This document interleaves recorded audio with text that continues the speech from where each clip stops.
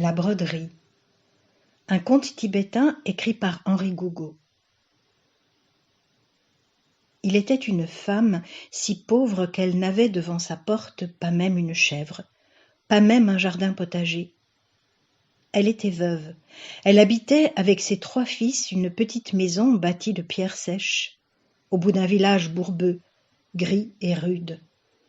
Un sentier grimpait parmi les cailloux et l'herbe rare vers les neiges éternelles. C'était là son paysage familier. Cette femme tissait et brodait merveilleusement. Tous les jours, de l'aube au crépuscule, elle inventait en fils de soie multicolores des fleurs, des oiseaux, des animaux sur des tissus blancs. Une nuit, dans son sommeil, une lumière merveilleuse s'allume dans sa tête. Elle rêve qu'elle s'avance dans un village qui ressemble au sien.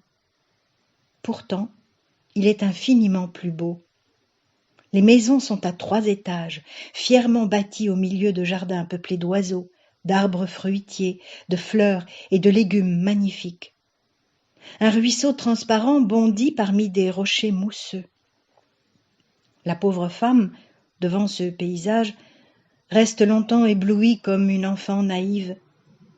Puis, elle s'éveille sur son lit troué dans sa maison froide.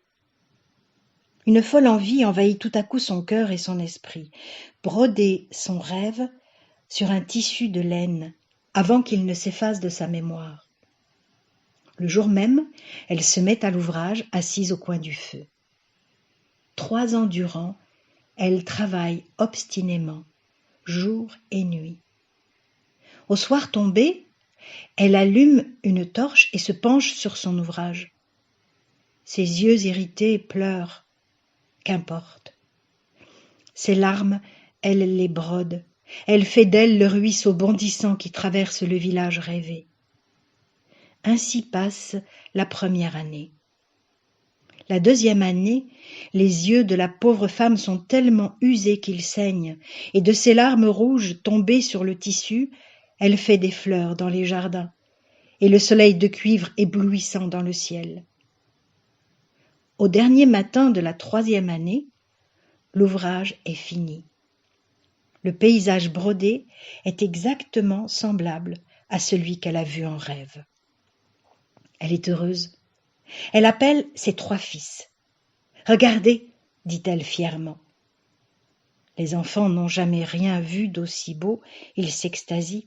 « Allons à la lumière du jour, nous verrons mieux. » Ils sortent devant la porte et déposent le grand carré de tissu brodé sur un rocher, en plein soleil.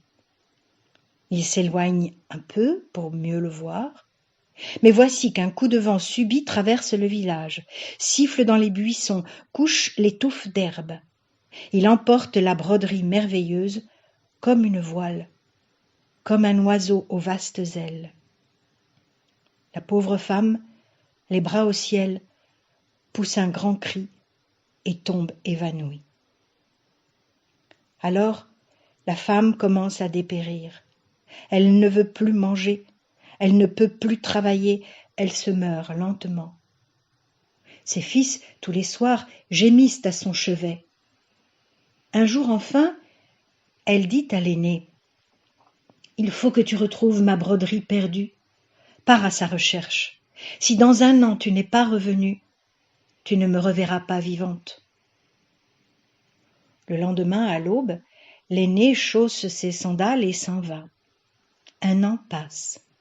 Il ne revient pas.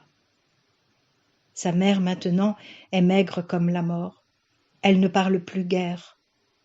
Un matin, elle dit pourtant à son 2e fils : « Mon enfant, puisque ton frère nous a oubliés, il est temps que tu partes à ton tour. Va chercher l'image que j'ai brodée 3 ans durant. Si dans 1 an tu n'es pas revenu... » Elle hoche la tête. 2 larmes ruissellent sur ses joues. Son 2e enfant s'en va. Il se perd lui aussi. Alors, sa mère appelle son 3e fils et lui dit : « Je suis faible comme une mouche. je ne résisterai plus longtemps. Va, et si tu as pitié de moi, ne m'oublie pas. »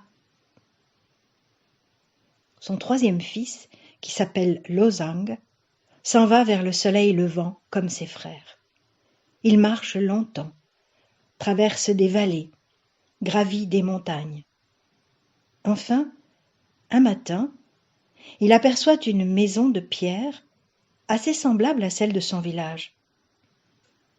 Sur le seuil de la maison apparaît une vieille femme souriante qui lui dit « Je t'attendais, mon fils. Je sais ce que tu cherches. Le carré de laine sur lequel ta mère a brodé un paysage vu en rêve. Oh, je n'ai aucun mérite à savoir cela. Tes deux frères m'ont tout raconté. L'un après l'autre, ils sont passés par ici avant toi. Je leur ai conseillé de ne pas aller plus loin, car le chemin qui conduit à la broderie merveilleuse est très malaisé. Je leur ai dit, si vous voulez rentrer chez vous, je vous donne pour la route un coffret plein de pièces d'or.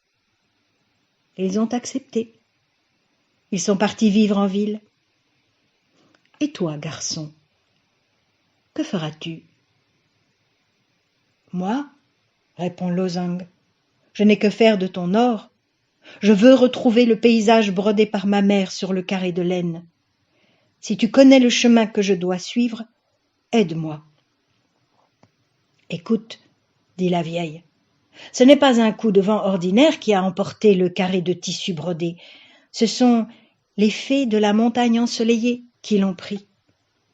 Elles l'ont trouvé tellement beau qu'elles ont voulu broder le même. Pour arriver au pays des fées, tu devras traverser les flammes d'un volcan, les crevasses d'un glacier et les tempêtes d'un océan. Alors, tu trouveras la montagne ensoleillée. Ainsi parle la vieille. Lozang salue la vieille et s'en va. Il traverse déserts, volcans et océans. Il voyage longtemps. Enfin, un matin, il voit devant lui dressée une montagne verte, ensoleillée, merveilleuse. Il découvre les fées dans une prairie. Elles sont assises en rond, penchées sur des broderies multicolores. Au milieu d'elles, sur l'herbe, est posé le carré de tissu brodé depuis si longtemps perdu. Les fées accueillent Lozang avec affection. Elles sont belles. La plus jeune l'émeut beaucoup. Elle dit au jeune homme « Nous savons ce que tu es venu chercher. Tu pourras emporter l'ouvrage de ta mère demain matin, car nous n'avons pas encore fini de le recopier. D'ici là, tu es notre invité. » Lozang, jusqu'au soir, se promène sur la montagne ensoleillée, bavardant avec la jeune fée. Au crépuscule, elle lui dit « Nous allons nous séparer. Mais je veux d'abord te faire un cadeau. » Elle prend un fil d'or, se penche sur le paysage rêvé par la vieille mère, brode sa silhouette de fée au bord du ruisseau qui traverse l'image et disparaît.